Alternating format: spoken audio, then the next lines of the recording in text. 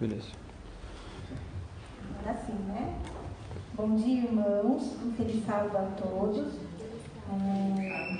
Com esse friozinho, né? Ó, você está aqui na igreja, é uma bênção. Deus está muito feliz por isso. Feliz sábado também aos irmãos que nos acompanham de casa. Agora nós vamos começar a louvar o nosso Deus, cantando o hino número 192, Infinita Graça.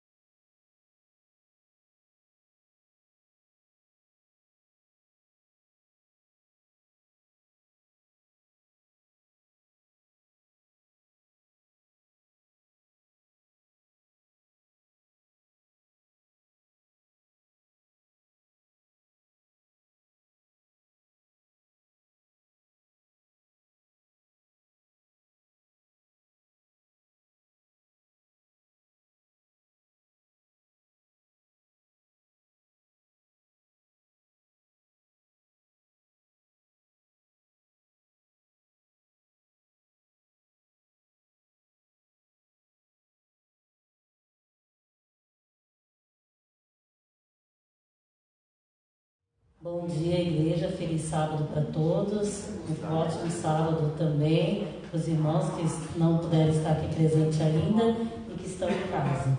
Continuando o nosso louvor, cantaremos agora o hino de 477, Canção da Vida.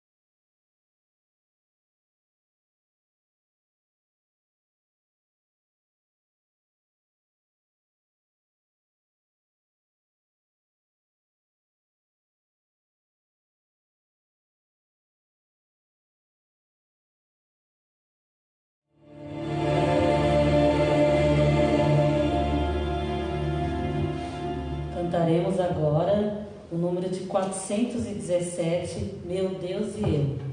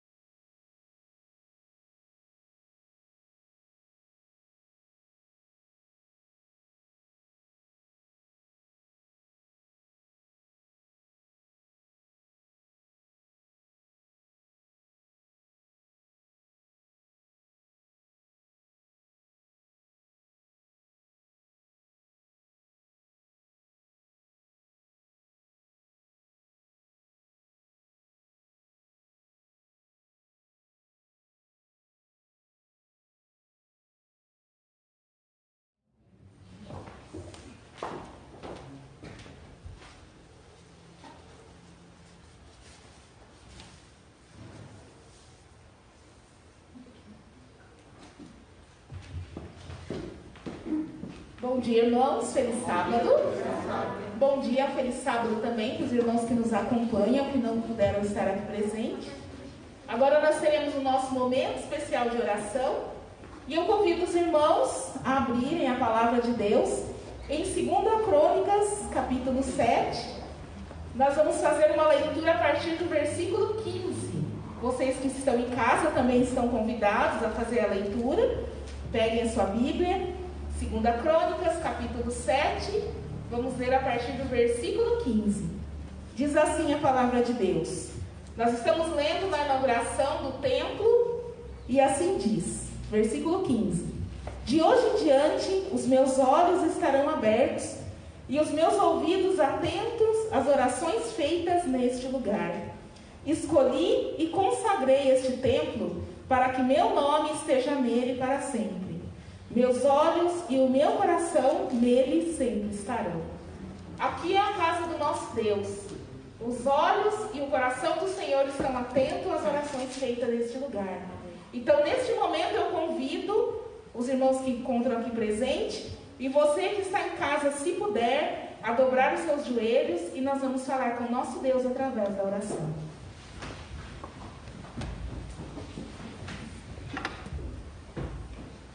Querido Deus, amado Pai, muito obrigado, Senhor, porque conforme a Tua palavra diz, nós temos a certeza de que o Senhor está no nosso meio nesta manhã. Amém. Nós temos certeza que através do Teu Santo Espírito, o Senhor se faz presente neste lugar, pronto para ouvir a nossa prece, pronto para receber o nosso louvor e a nossa oração, mas também pronto, Senhor, para nos ensinar as verdades da Tua Santa Palavra. Por isso nós pedimos, Pai, que o Senhor nos dê um coração puro e também nos prepare para aceitar aquilo que o Senhor tem para nos ensinar nesta manhã. Amém. Aproveitando, Senhor, este momento especial de comunhão contigo para colocar diante da tua presença as nossas necessidades também. Porque nós sabemos que, como um pai amoroso, um pai que se importa com cada um de seus filhos, o Senhor está atento àquilo que nós precisamos. Esteja, Senhor, com nossos irmãos que precisam de ti, aqueles que estão enfermos, aqueles que passam por outras dificuldades, Senhor, sejam familiares, seja questão de trabalho, esteja dando o alento para cada um deles. Pai amado, muito obrigado pelas muitas bênçãos que sentimos, Senhor, sendo derramadas na nossa vida e na vida de nossos familiares. Nós te louvamos e agradecemos por tudo, pela tua bondade, pela tua misericórdia e principalmente porque um dia o teu Filho veio e nos resgatou deste mundo de pecado. Amém. Pai amado, que a promessa da vinda de Jesus Cristo, Senhor, nas nuvens do céu para nos buscar, esteja cada dia viva em nosso coração. Amém. E que sintamos, Senhor, cada vez mais o prazer de estar contigo, louvando e engrandecendo o teu santo nome. Amém. Obrigado por tudo, nós te louvamos por teu Filho amado Jesus. Amém. Amém.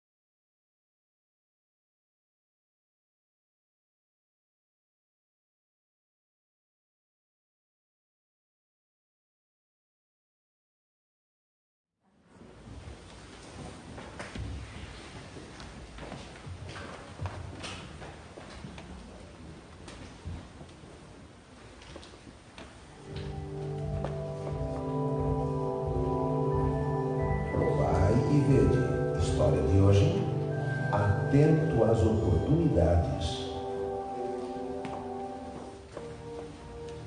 Neste ano de 2020, estamos vivendo momentos muito difíceis diante da pandemia do coronavírus. As autoridades sanitárias solicitaram à população para ficar em casa e evitar qualquer tipo de contágio com a doença. Com o isolamento e o confinamento exigidos, alteraram muito as rotinas da igreja. As programações passaram a serem transmitidas pela TV e internet para que os membros não ficassem sem o alimento espiritual. Mas eu quero convidar você a abrir sua Bíblia agora. Deus tem nos iluminado e motivado para continuarmos no cumprimento da missão. Temos nos adaptado às orientações de segurança. No primeiro momento, passamos a fazer os contatos, reuniões e aconselhamentos com o uso das redes sociais e das plataformas de interação. Após alguns dias de quarentena, com a flexibilização das regras, obedecendo os protocolos de segurança, passamos a atender aos irmãos de uma forma mais próxima. Os cultos voltaram a ser presenciais, com um número reduzido de pessoas, mantendo o distanciamento entre elas e o uso obrigatório de máscaras e álcool em gel. Atendendo à solicitação dos irmãos, tenho feito visitas em suas casas, mantendo-me do lado de fora. Conversamos, lemos a Bíblia e oramos por diferentes pedidos. Em situações especiais, tenho visitado famílias em suas residências, preparando pessoas para o batismo, estudando a palavra de Deus e orando com elas. Pouco antes de se iniciar essa pandemia, nossa igreja viveu uma linda experiência missionária. Agora eu quero chamar a sua atenção para uma imagem assustadora dos estragos da chuva em Planaltina. Gente, dá uma olhada o nível da água nessa rua de Planaltina. Realmente a situação muito triste, viu, Lília? Como vocês viram aí nas imagens, a situação foi tão grave que os moradores ficaram ilhados. Os bombeiros precisaram usar uma embarcação para poder levar essas pessoas para um lugar seguro, né? Teve morador que perdeu praticamente tudo, Lília. Uma pena, uma tristeza realmente. Segundo os bombeiros, cerca de 20 famílias perderam tudo. nossa igreja não poderia ficar de braços cruzados diante daquela catástrofe. Rapidamente, entrei em contato com os líderes da igreja para fazermos uma pequena campanha para arrecadarmos alimentos e roupas. Fizemos um folder para colocar nas redes sociais e então assim começaram as primeiras doações. Eu conversei com meu patrão e falei sobre a nossa campanha na igreja. Ele ficou bastante interessado. Ele disse: eu acho que meu pai vai poder ajudar vocês. Me manda as reportagens e tudo que você tem sobre o alagamento. Em seguida, ele me perguntou qual seria a necessidade mais urgente daquelas pessoas. Eu informei que eram alimentos e colchões. Na mesma semana, ele foi comigo pessoalmente à minha cidade e comprou 50 camas box de casal e 30 camas de solteiro. O proprietário da loja nos concedeu um grande desconto e ainda doou 80 travesseiros. Distribuímos as camas e os travesseiros às famílias cadastradas e ainda entregamos uma grande quantidade de cestas básicas aos necessitados. Eu fiquei emocionada ao ver que quando colocamos a nossa vida nas mãos de Deus, Ele faz maravilhas por nosso intermédio. Provai e vede. E agora eu os convido para esse momento especial de adoração, através dos dízimos e ofertas. Que Deus os abençoe.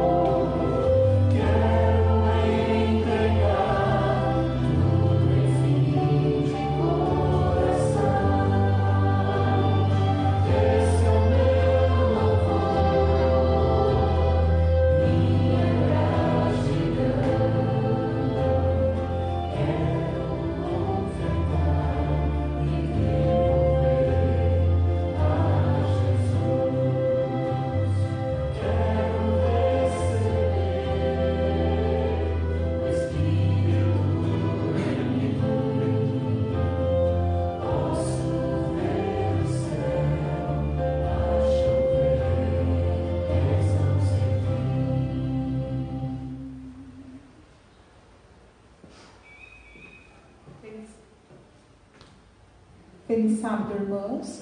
Assim como estamos, em reverência, vamos orar ao nosso Deus. Querido Pai, nós queremos te agradecer por essa oportunidade e privilégio de estarmos devolvendo nossos dízimos e ofertando a Ti. Amém. Pedimos nesse momento também uma bênção especial sobre cada um de nós, Senhor, sobre nossos familiares, e para que o Senhor continue, Senhor, pondo em nosso coração esse desejo de estar, Senhor, te adorando através das nossas ofertas. Amém. Fica conosco sempre, nós oramos por Jesus. Amém. Amém.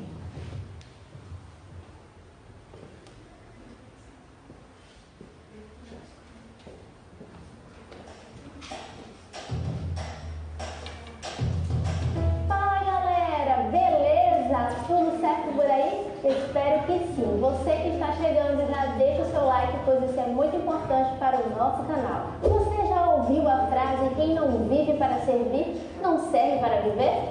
Pois é, essa é a frase da minha mãe. Pois, filho uma casa enchia de parentes. Tios, tias, primos e primas, todos vinham para aproveitar a praia. E a minha mãe não deixava ninguém sem fazer nada. Todo mundo tinha que ajudar nas atividades da casa. Ô Pedro, menino, levanta do sofá, vai comprar o pão. Oxe, vou pra casa dos outros, não quer fazer nada. Como é que pode? Tem que ajudar. As mãos, 2 sobrinhos, ajudavam a tia a fazer as coisas na casa. Por falar nisso, ô Luísa, menina, levanta, minha filha, vai ficar dormindo o dia inteiro. Tem banheiro pra limpar. Gente, vocês querem ficar na mordomia. Olha, aqui não é hotel, eu já falei. Oxe, eu já disse, todo mundo tem que ajudar, gente. Ajudar é algo muito importante. Faz parte da vida. Tem gente que gosta muito de ajudar. Dá para perceber isso no rosto da pessoa. Já tem outros que não gostam de ajudar. Mas ajudar não é uma questão de gosto, e sim de obediência, pois Deus nos pede isso. E todas as vezes que nós ajudamos as pessoas, estamos servindo a Deus. Ajudar nos faz crescer espiritualmente. Ore, pedindo a Deus que Ele mostre alguém que precisa de ajuda. E você não precisa fazer isso sozinho. Chame um amigo para que ele possa ajudar com você. Coloque aqui nos comentários o nome do amigo que vai ajudar com você. Surpreendeu nós dois, sabia? Quando você for servir, não faça de qualquer jeito. Não faça com má vontade. Não diga, de novo? Nossa, eu tô tão cansado. Muitas vezes, alguns desbravadores, quando os pais pedem algo, falam assim: tô indo, já vou. Ou então, depois eu faço e nunca faz. Ajude de boa vontade. Deus espera isso. Sabe, galera, existe algo que nós não podemos esquecer. As pessoas têm necessidades. Necessidade de alimento, de carinho, de atenção, necessidade de algo. E nós precisamos atender às necessidades das pessoas. Agora é o momento de compartilhar. Então, envie esse vídeo para um amigo que precisa de ouvir essa mensagem. Bíblia na mão, Mateus capítulo 20, verso 28, diz o seguinte: o Filho do Homem não veio para ser servido, mas para dar a sua vida em resgate por muitos. Jesus passou a sua infância em Nazaré, um lugar muito simples. Na Bíblia tem até uma piada sobre Nazaré. Alguém disse: pode vir alguma coisa boa de Nazaré? Já deu para entender como que era o lugar. Jesus era obediente aos seus pais. Jesus ajudava nas atividades do lar. Estava sempre disposto a ajudar as outras pessoas. Eu fico imaginando Jesus enquanto criança. Ele se preocupava até com um pobre passarinho doente e também com idosos, famintos. Todos tinham necessidades e Jesus estava disposto a atender às necessidades das pessoas. Jesus cresceu no físico e intelecto. Jesus crescia em estatura e graça diante de Deus e dos homens. As pessoas gostavam muito de ter Jesus por perto. Ele era amado por Deus. Na oficina de José, Jesus aprendeu um ofício. Ele era carpinteiro, braços fortes, mãos calejadas. Enquanto trabalhava com o serrote e o martelo, José ensinava Jesus como ser um carpinteiro. Jesus não fazia as coisas com má vontade. Ele estava disposto a fazer o seu melhor e ficou conhecido como um carpinteiro e também como o filho do carpinteiro. A Bíblia deixa bem claro que Jesus crescia na mente, no físico e também diante de Deus. Jesus crescia espiritualmente. Sua mãe Maria lhe ensinava sobre trechos da Bíblia, lhe ensinava a respeito do amor de Deus e da missão que ele tinha para cumprir aqui nessa terra. A família guardava um segredo. Ninguém poderia saber que Jesus era exatamente o Filho de Deus, que ele era o Messias. Jesus era obediente aos seus pais aqui na terra, mesmo tendo uma filiação divina. Jesus estava sempre disposto a amar e cuidar das pessoas. Se liga, esteja sempre disposto a atender às necessidades das pessoas. Quando for servir, faça sempre o seu melhor. Não faça com má vontade, tá bom? É isso aí, galera. Se você ainda não é inscrito aqui no canal, se inscreva e também ative o sininho das notificações. A gente se vê no próximo encontro.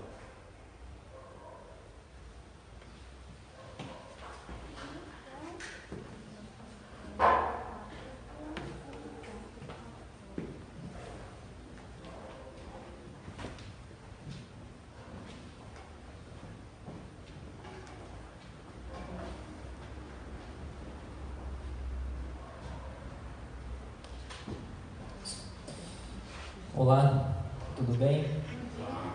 Bom dia, bom sábado. Eu sei que está frio, mas deixa eu ver se você está bem. Se você está bem, faz um joinha para mim. Que bom. Quem está mais ou menos para ensinar metade? Bom, então não vou perguntar quem está mal, né? Todo mundo fez um joinha. Estou muito feliz em poder estar com vocês, compartilhar a palavra de Deus. Me chamo, o irmão pediu para me apresentar, deixa eu me apresentar então, né? Eu me chamo Renan, sou formado em psicologia já há 7 anos pelo NASP São Paulo e agora estamos, para a graça de Deus, terminando teologia, no 3º ano, né? Se Deus quiser, ano que vem a gente termina aí também. Está comigo a minha esposa, a Bruna, e a nossa pequenininha Valentina, estão aqui na frente.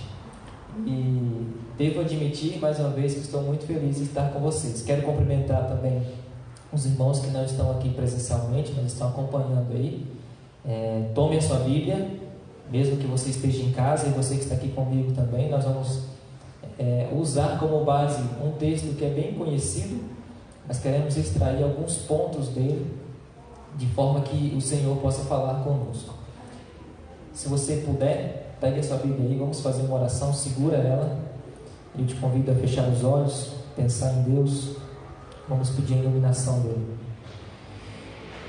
Pai querido, eterno Deus, Deus de amor, de misericórdia e bondade, muito obrigado, Senhor, pelo privilégio que nós temos de estar na Tua casa, de estarmos juntos para louvar o Teu nome e aprender um pouquinho mais da Tua palavra.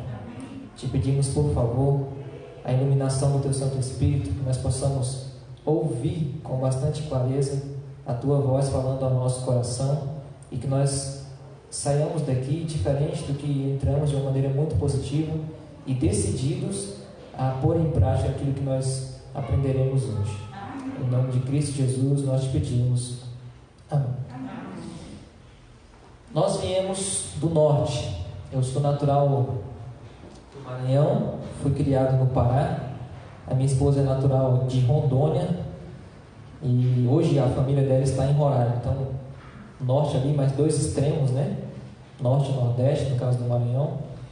E nos encontramos em São Paulo, na faculdade. Ela também se formou junto comigo ali.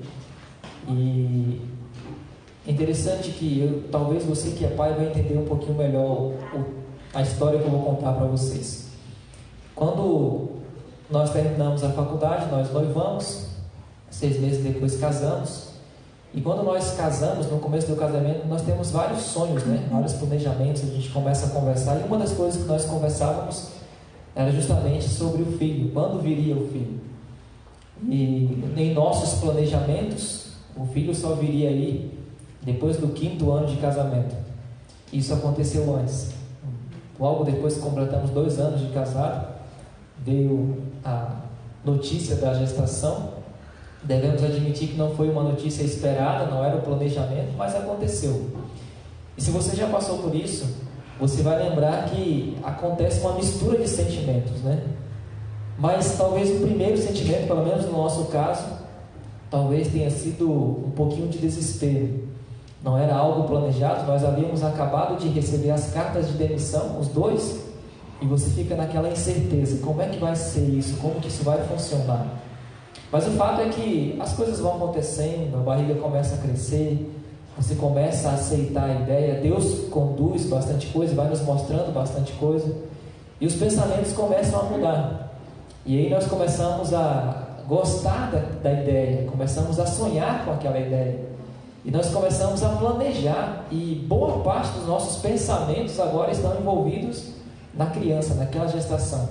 Começa-se então a comprar ali, quem sabe, as fraldas ou ganhar, né? Começa-se a fazer os chás de bebês, os chás de revelação, e muitas coisas começam a acontecer. E você começa a montar um quarto, comprar os móveis, comprar roupinhas, e aí as mulheres são mais detalhistas, né? Tem até a roupinha de sair da maternidade, tem a roupinha que vai usar quando chegar em casa, e tem várias situações ali, né? A roupinha depois do primeiro mijo, do primeiro xixi ali, né? E por aí vai, as coisas começam a girar em torno daquela criança que está para nascer.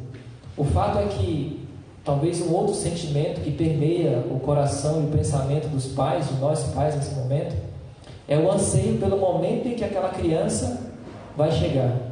É um momento ali esperado, você começa a amar aquela criança, mesmo ela não tendo nascido ainda. Alguns começam a conversar com a criança ali mesmo na barriga, mas sonhando com o momento em que vai estar ali, pessoalmente, conversando com aquela criança no colo, sonhando com o momento em que vai poder ensinar alguma coisa para aquela criança. A história que eu quero contar com vocês me lembra um pouco disso, desse momento. E se você tem a Bíblia aí, abre comigo em Gênesis capítulo 1. Nós não vamos ler o capítulo inteiro, porque eu acredito que nós conhecemos bem esse trecho, mas nós vamos extrair alguns detalhes daí. Gênesis capítulo 1.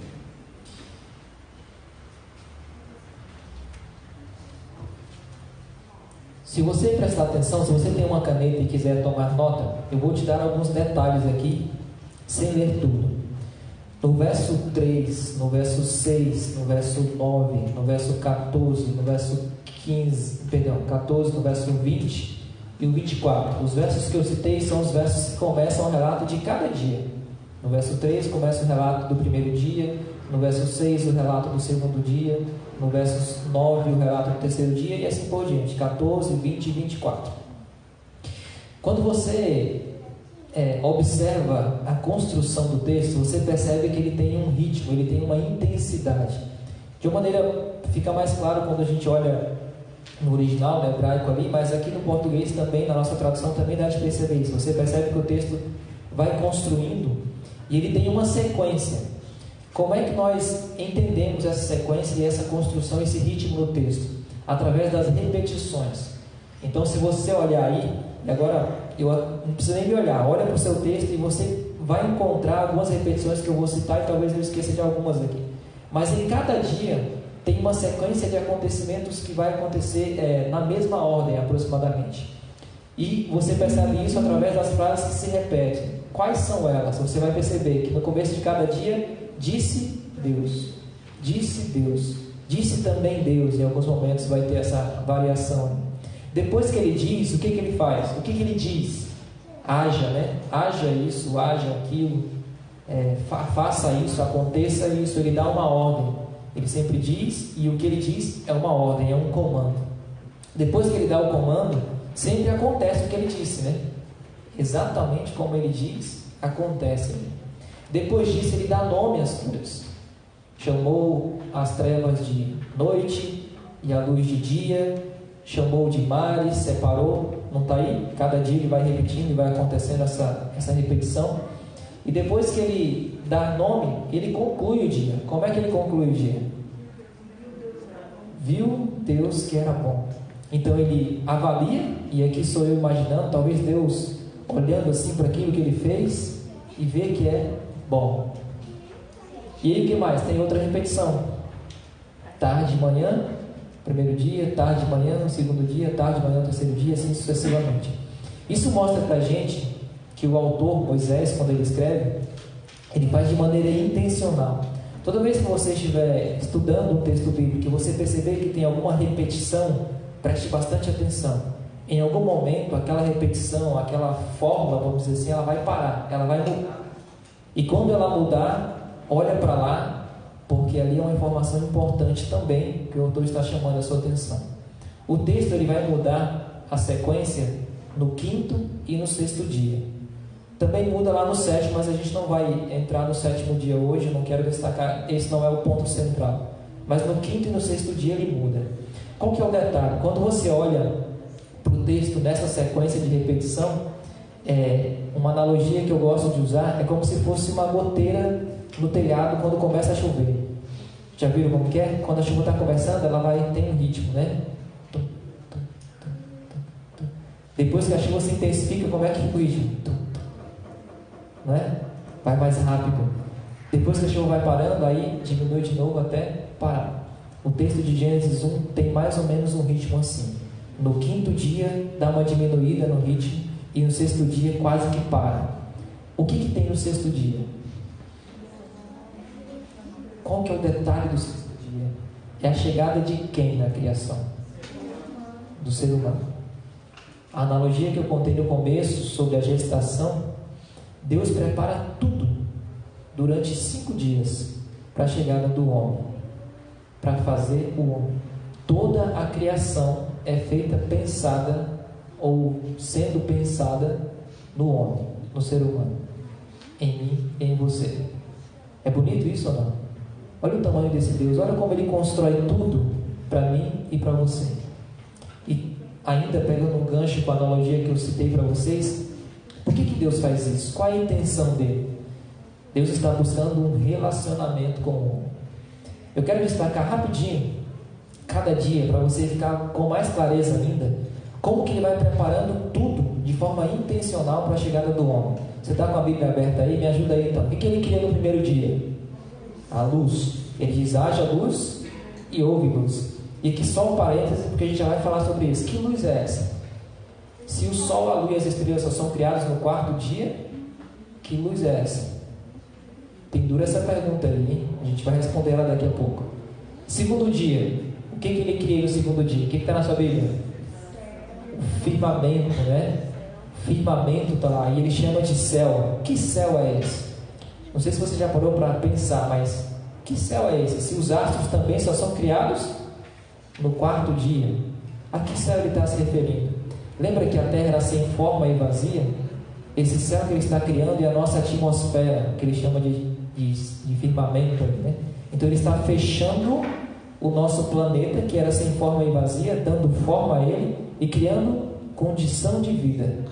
Se não tivesse atmosfera, nós não poderíamos respirar, não haveria condição de vida.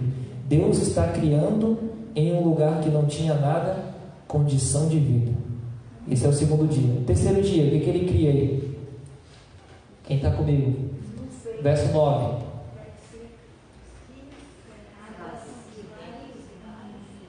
E separa rios, mares, né? A porção seca, separa ali a porção, junta as águas em um lugar só, deixa a porção seca. E o que mais?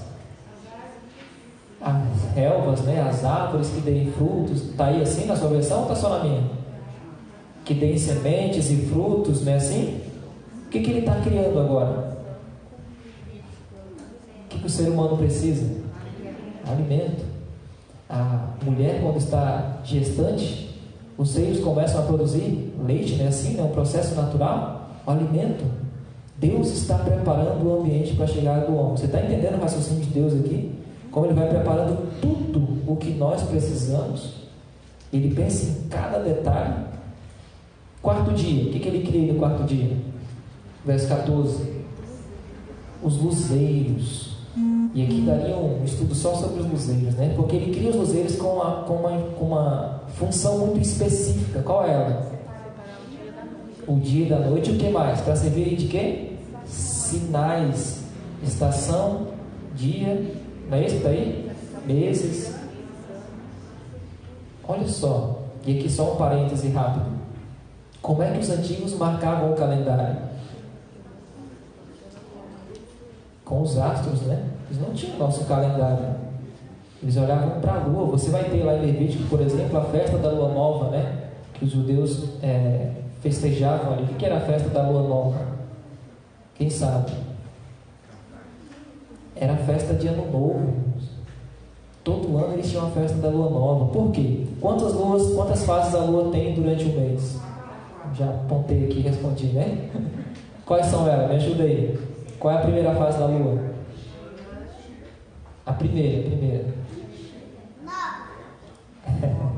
Nova, isso mesmo. Primeira fase é nova, crescente, cheia e minguante. Então perceba que tem uma ordem, né? Ela está novinha, ela cresce, ela chega ao seu estágio de cheia e depois ela começa a minguar. A festa da lua nova, quando dava a 11ª lua minguante, eles sabiam que a próxima semana era a última semana, a 13ª lua cheia, a 12ª lua cheia, eles sabiam que a próxima semana era a última semana do ano, né? Então, a próxima lua nova seria ali a primeira do ano, primeira semana do ano. E eles comemoravam ali o começo do ano, né? através daquela festa.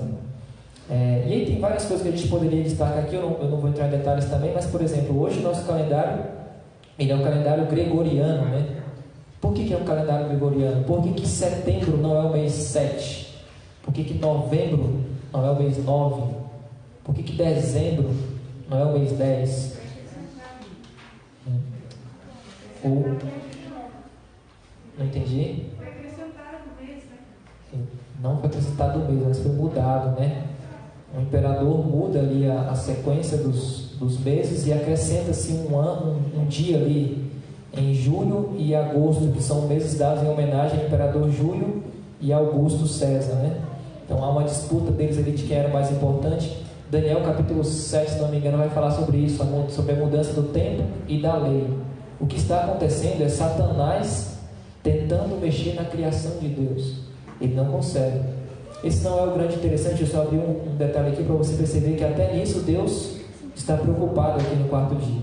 Ele cria o sol, a lua e as estrelas, que às vezes passam despercebido por nós, mas tem um objetivo muito importante, inclusive com referência à adoração no dia de Deus, com a adoração ao sábado. Quando acontece a mudança do dia, no pôr do sol, e às vezes nós olhamos para o relógio, não é o relógio, é o pôr do sol. Deus pensando em tudo, em cada detalhe. Quinto dia, o que chega no quinto dia? Verso 14. Perdão, verso 24, né?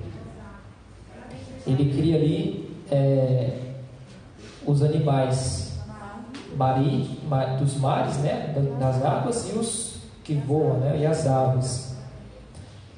E sexto dia, o restante dos animais e o homem. Por que o texto muda? Quando você olha a sequência, no verso 29, você vai ver a criação do homem. E disse Deus ainda, vamos ler esse: eis que eu vos tenho dado todas as ervas que dão semente,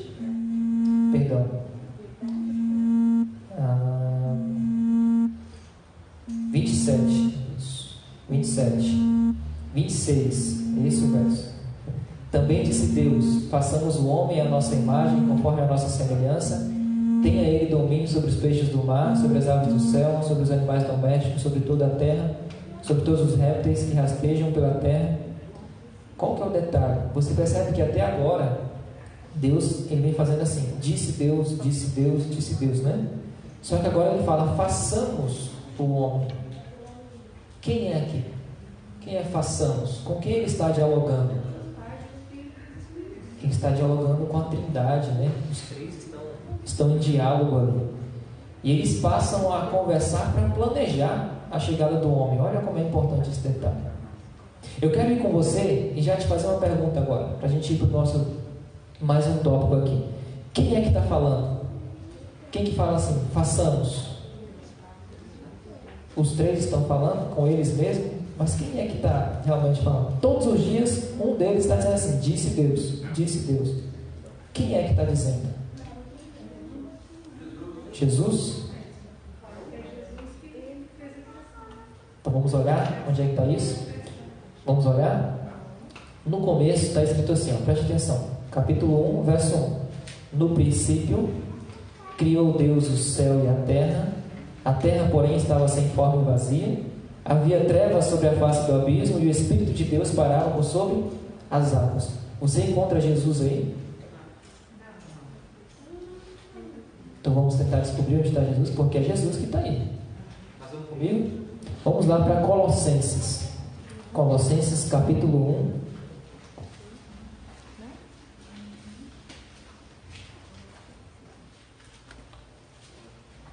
Colossenses capítulo 1, verso 13 ao 23.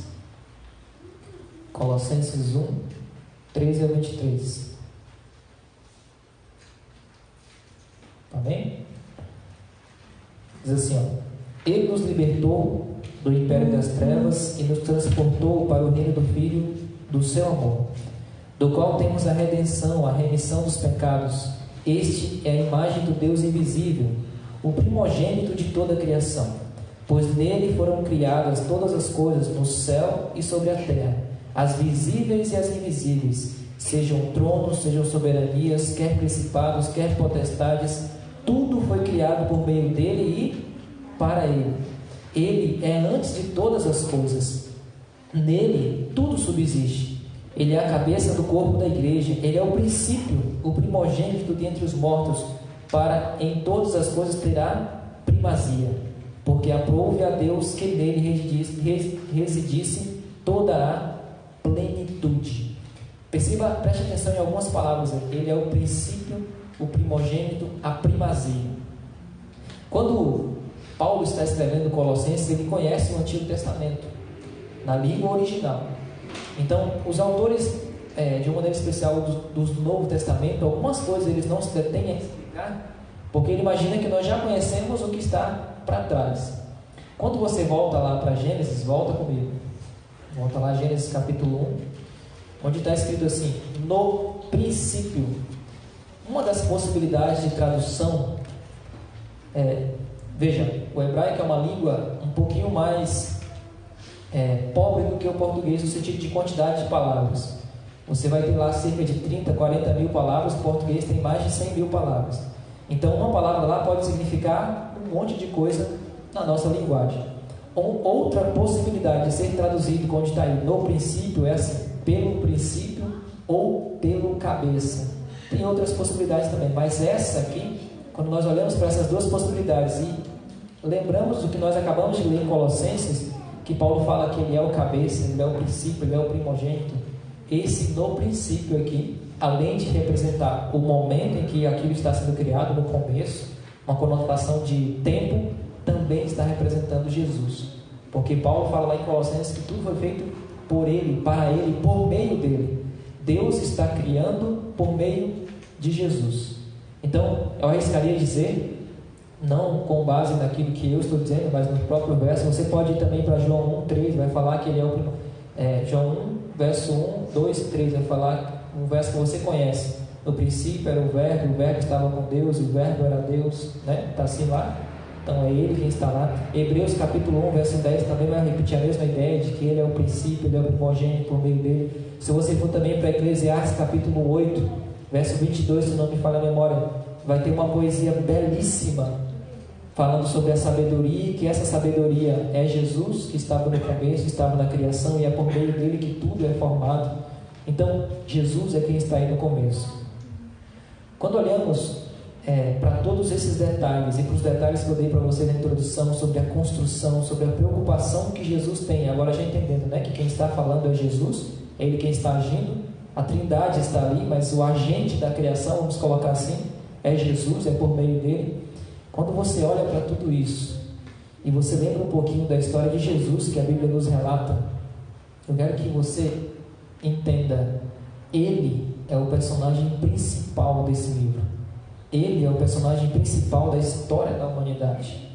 Apocalipse fala que aqueles que forem fiéis terão o nome escrito no livro da vida do Cordeiro. Não é no meu livro.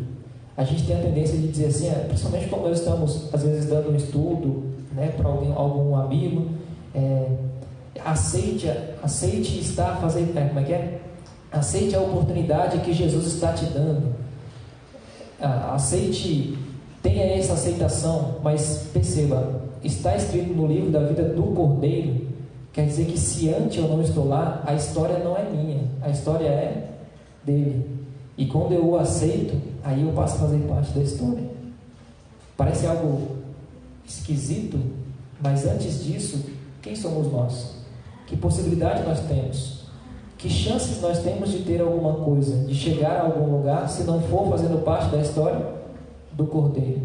Quando eu entrego minha vida para ele, eu começo a fazer parte da história. Ele que é o personagem principal. Quer ver algo mais interessante? Se você for no último verso da Bíblia, vai lá, Apocalipse, capítulo 22, verso 21, acho que é o 21, o último.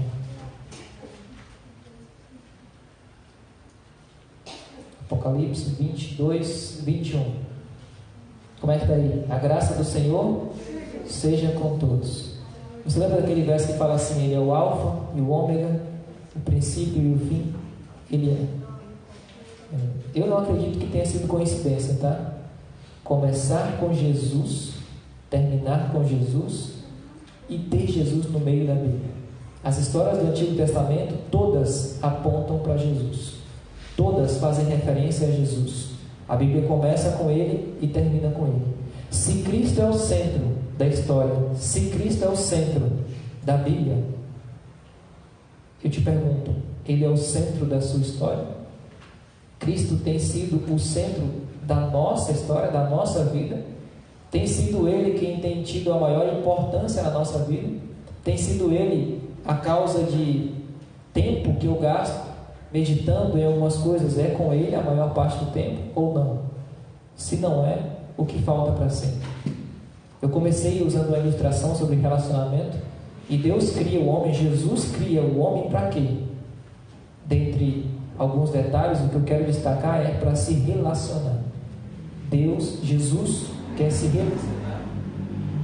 relacionar comigo e com você. Só que Ele não força, Ele não arromba a porta, Ele bate, vem, Ele convida. E a lição até comentou um pouquinho sobre isso, né? Que Deus nos convida, vem, esteja comigo, se relacione comigo. Interessante aqui, e aí eu vou para o segundo ponto, responder a segunda pergunta aqui. Quando você vai para o verso 3, primeiro dia, lembra lá da luz? Ele diz: haja luz e houve luz. Mas que luz é essa? Da onde vem essa luz?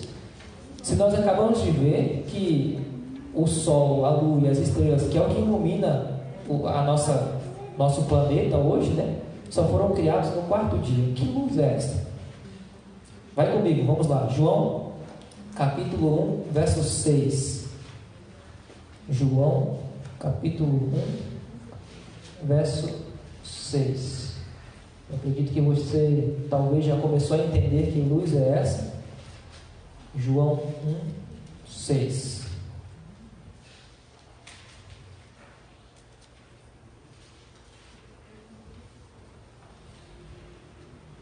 Todos acharam? João capítulo 1, verso 6. Diz assim, ó: houve um homem, verso 6 e 7, nós vamos ver. Houve um homem enviado por Deus, cujo nome era João. Este veio como testemunha para que testificasse a respeito da luz, a fim de todos virem a crer por intermédio dele. Verso 8: ele não era a luz, mas veio para testificar da luz. Esse João que ele está se referindo é João Batista, que é quem veio testificar dessa luz. Quem é a luz que João Batista veio testificar? Jesus. Ele é a luz. Quer ver mais um verso? Apocalipse capítulo 21, verso 23, vai comigo. Apocalipse 21, verso 23. Apocalipse 1, verso 23. Essa é uma visão de João a respeito da Nova Jerusalém, e olha o que ele fala no verso 23. A cidade não precisa nem do sol, nem da lua, para darem claridade, pois a glória de Deus a iluminou, e o Cordeiro é a sua lâmpada. Quem é o Cordeiro? Jesus. Quem é a luz da cidade santa? Jesus. Não vai precisar nem do sol. Quem é a luz ali no começo, quando você volta para Gênesis? Jesus.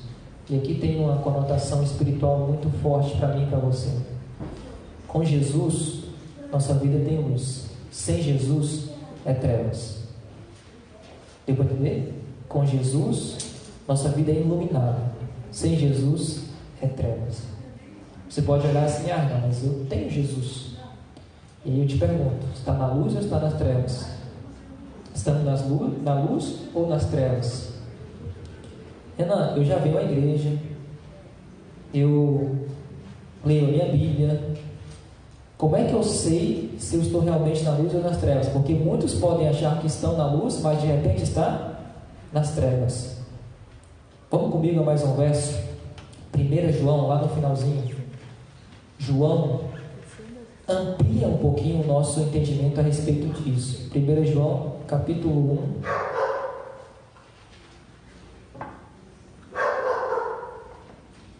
João, capítulo 1,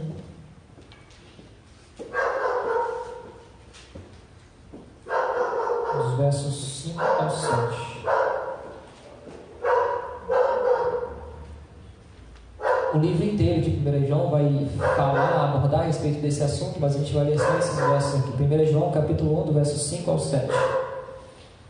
Diz assim, ó: Ora, a mensagem que da parte dele temos ouvido e vos anunciado é esta, que Deus é luz, e não há nele trevas nenhuma.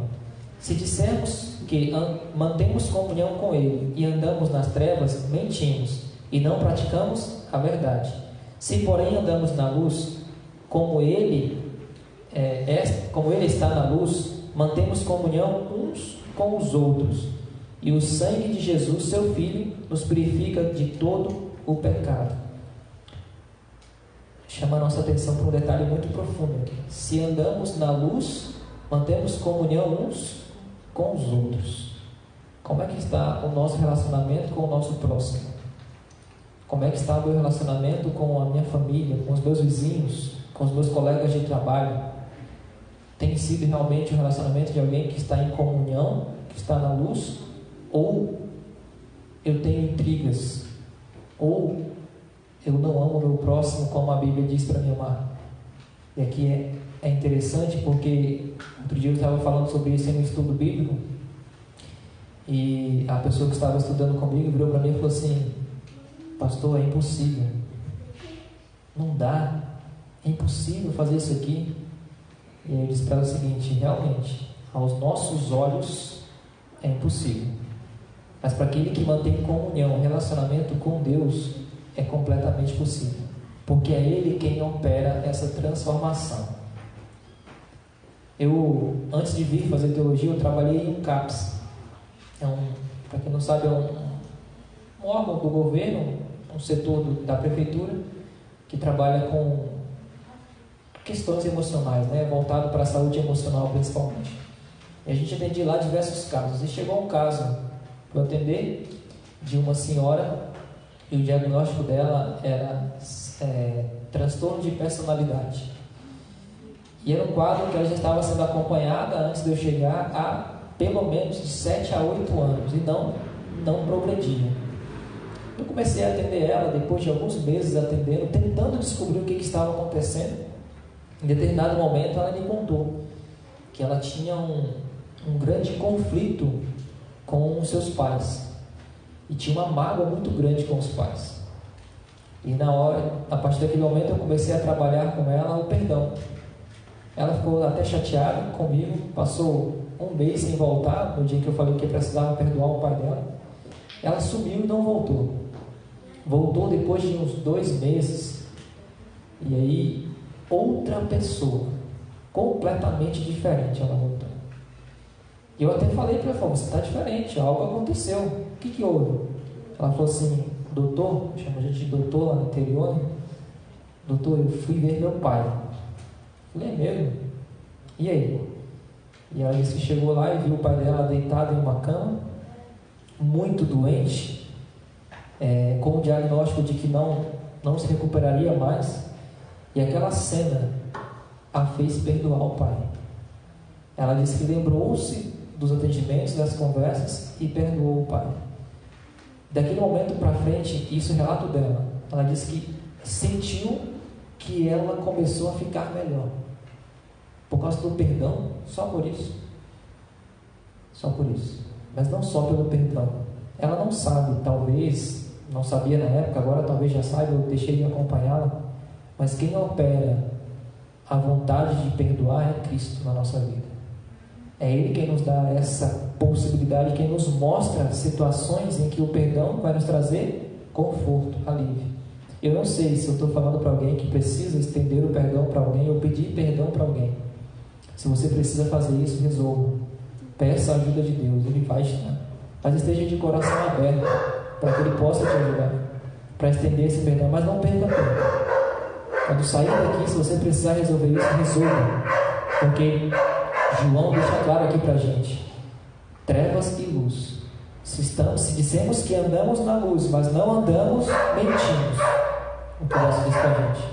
Se eu acho que estou na luz, mas eu tenho um problema com meu irmão, com o meu próximo, que precisa ser resolvido, sou mentiroso. Não estou na luz, estou nas trevas. Volta comigo lá para Gênesis. E aí nós vamos para o último tópico aqui. Gênesis, capítulo 1, os últimos versos que eu gostaria de destacar aqui.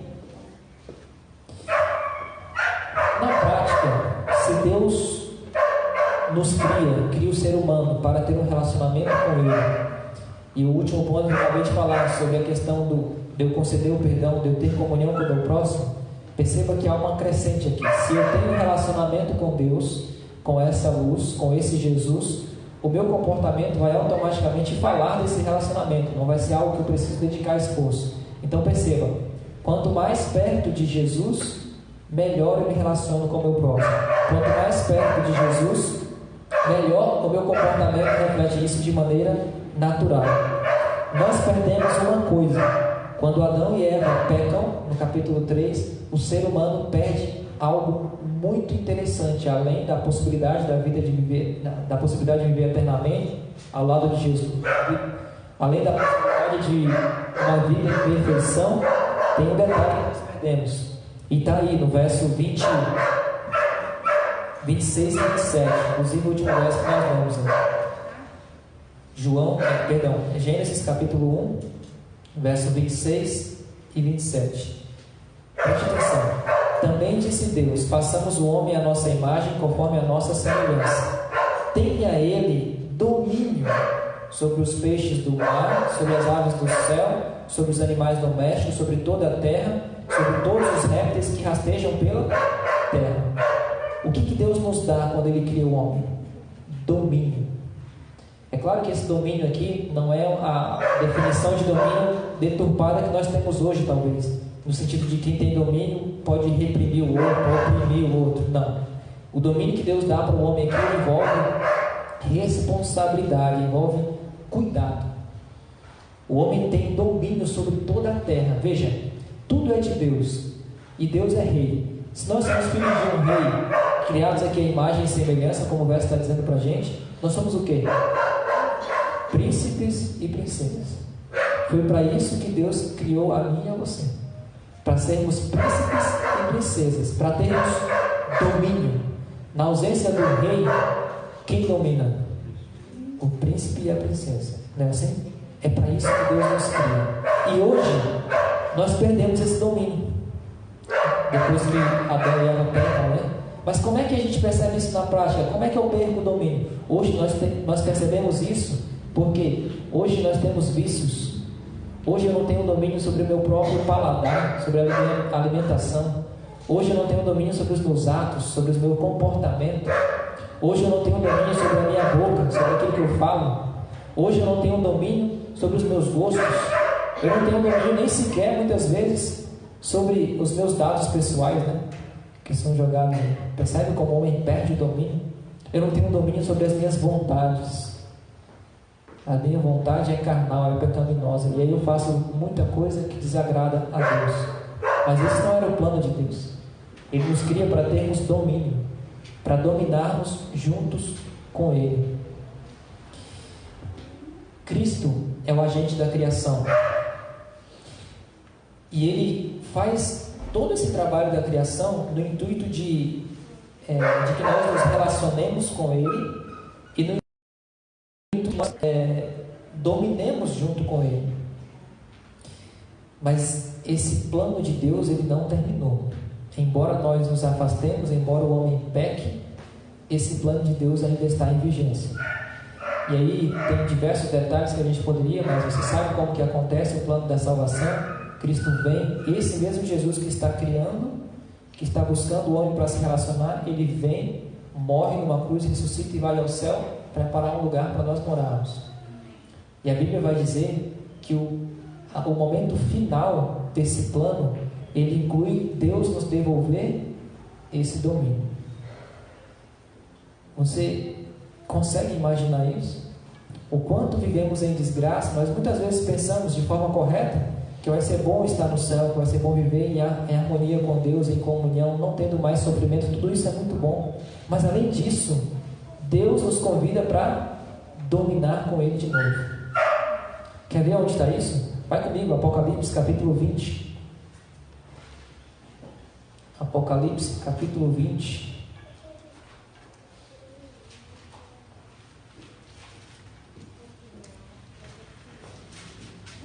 capítulo 20 é um capítulo que vai falar sobre os 1000 anos, né? O milênio. Capítulo 20, o verso 4. Vi também tronos, Apocalipse 20, verso 4. Vi também tronos, e nestes sentaram-se aqueles aos quais foi dada a autoridade de julgar. Vi ainda as almas dos decapitados por causa do testemunho de Jesus, bem como por causa da palavra de Deus, tantos quanto não adoraram a besta, nem tampouco a sua imagem, e não receberam a marca na fronte e na mão, e viveram e reinaram com Cristo durante 1000 anos. A palavra é muito direta, né? Sentaram-se em tronos e reinaram com Cristo. Cristo está dividindo o domínio dele conosco, está dividindo o reino dele conosco. Ele nos convida a reinar junto com ele. É claro, profeticamente tem uma conotação do juízo, tem a questão do juízo comprobatório aqui, mas sentar em um trono era isso que os reis faziam, eles sentavam ali para reinar, mas envolvia um momento de julgamento também. Mas é para reinar que Deus está nos convidando. Quer ver mais um verso? Passa uma página aí, vai para o capítulo 21, ou talvez na mesma página, dependendo da sua Bíblia. Capítulo 21, verso 4 também. E lhes enxugará dos olhos toda lágrima, e a morte já não existirá. Já não haverá luto, nem pranto, nem dor, porque as primeiras coisas passaram. Verso 6, olha só. Disse-me ainda: tudo está feito. Eu sou o Alfa e o Ômega, o princípio e o fim. Eu, a quem tem sede, darei graça, de graça da fonte da água da vida.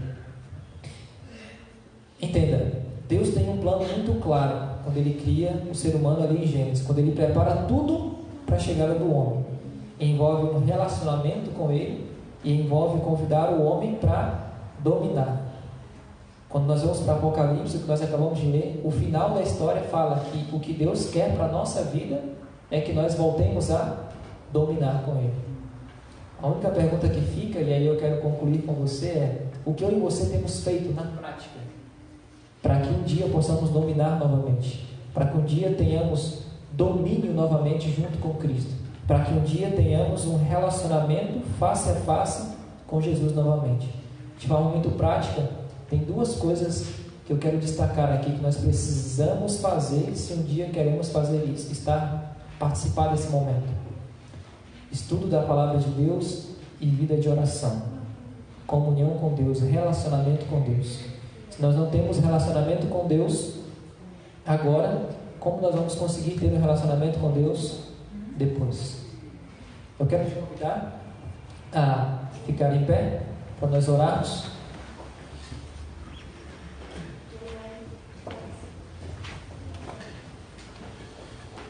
Vamos orar?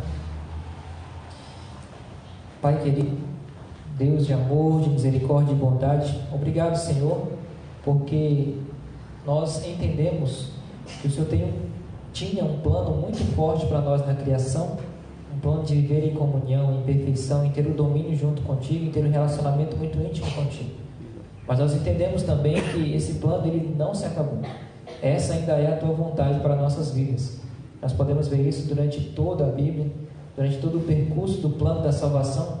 Fica claro que a tua vontade ainda hoje é ter um relacionamento conosco, e o que nós precisamos fazer é abrir o coração para isso.